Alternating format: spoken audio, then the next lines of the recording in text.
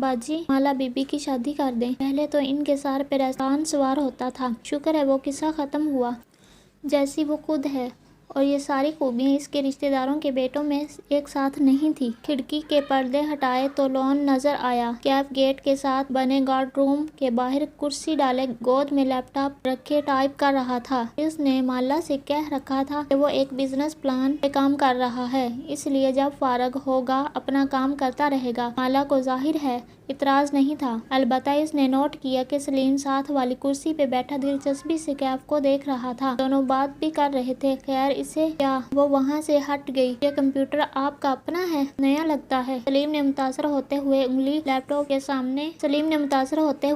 Laptop के किनारे पे फेरी। कैफ ने एक नजर उसे देखा। तुम्हें अगर कोई फिल्म वगैरह देखनी हो तो मेरे कंप्यूटर पे देख लेना, फराख दिली से ऑफर की। सलीम का चेहरा खिल उठा। शुक्रिया कैफ भाई। जरा देर को खामोशी का वक्फा आया। घर में कौन कौन होता है? टाइप करते हुए सरसरी सा सवाल पूछा। मोईद भाई और बड़ी बाजी, सलीम जोर से बताने लगा। पहले बड़ी बाजी की छोटी बहन भी यहाँ रहती थी, माला बीबी की खाला। वो बीमार थी, मुहताज थी। बड़ी बाजी ने इनकी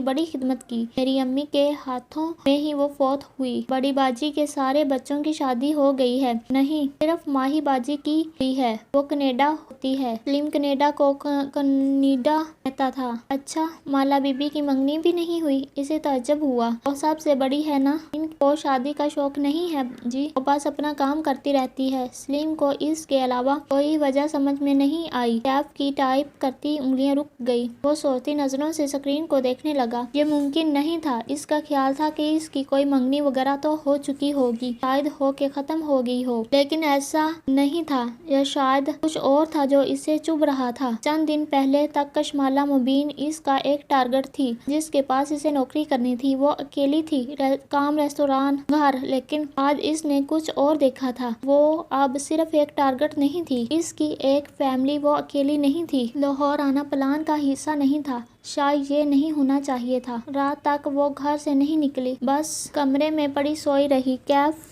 से इसकी मुलाकात भी नहीं हुई। वो इसे गोया यहाँ लाके भूल ही गई थी। ड्राइवर्स घर के अंदर नहीं आया करते थे। इनका दाखिला सिर्फ डर्टी किचन तक महदूद था। इनके लाउंज से मुल्हका बड़ा सा किचन क्लीन किचन कहलाता था। क्लीन किचन से एक दरवाजा छोटे से डर्टी किचन में खुलता था और डर्टी किचन से एक दरवाजा बाहर की तरफ, ताकि मुलाजिम यानी सलीम बाहर से ही डर्टी किचन में आए और अपना नाश्ता वगैरह बना के वहीं से रुखसत हो जाए। माँ को मर्द मुलाजमों का घर के अंदर आना पसंद नहीं था। खाना अलबत्ता सबका माँ खुद बनाती थी। वो किसी और के हाथ का खाना नहीं खा सकती थी, बल्कि अक्सर अपने मुलाजमों की फरमाइश पे खाने और मीठे बनाया करती थी। माही कहती थी माँ ने इनको मुलाजिम नहीं रखा, इन्होंने माँ को मालिक रखा हुआ है। वक्त भी और सलीम का कमरा बेसमेंट में था। बेसमेंट की सीढ़ियाँ घर के बाहर से थी, ताकि मुलाजमों से प्राइवेसी रहे। इन्होंने कैफ को भी बेसमेंट में एक कमरा दे दिया था, जिसे इसने चुपचाप कबूल कर लिया था। सुबह फजर पे इसकी आंख लाउंज में होती खिटपिट पे खुली। इसे मालूम था कि वो माँ होगी। माँ फजर खूब शोर के पढ़ा करती थी, ताकि इनके बच्चों की नींद ऐसे खराब हो के दोबारा सो ना सके।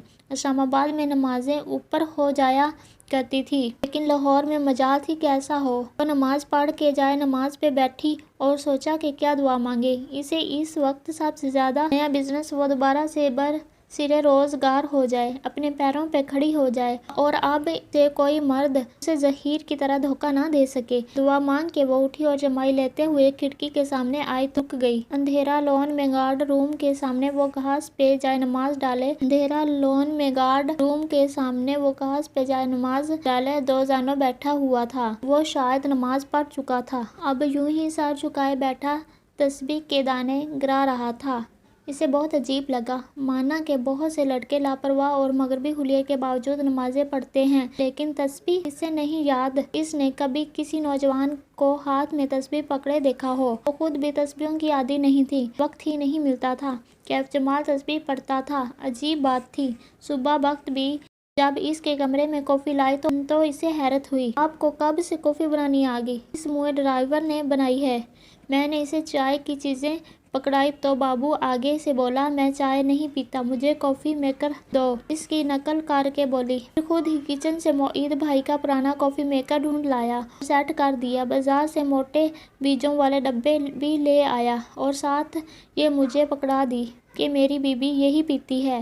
وہ ہنس دی۔ بین منزل کو پہلی دفعہ ایسا رنگ برنگا ملازم ملا تھا، بخت بی بی سے ہضم نہیں ہو رہا تھا۔ چھوٹی باجی، اس لڑکے کو ذرا فاصلے پہ رکھو، مجھے یہ وارداتیہ لگتا ہے۔ بخت بھی، اب جائیں اور کیف سے کہیے تیار رہے، اس نے مجھے سیلون لے کر جانا ہے۔ شام میں ایزا کے نکاح کا فنکشن تھا اور صد شکر اس کے چہرے پہ ایک بھی پمپل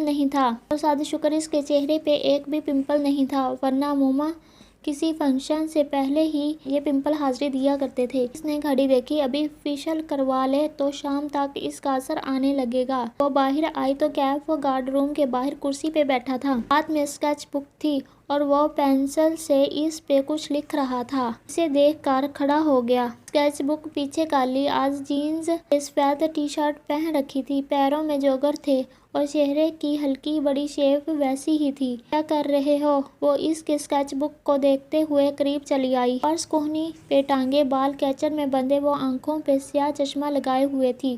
کیف کے چہرے پہ جھنپ جانے کا تاثر ابھرا۔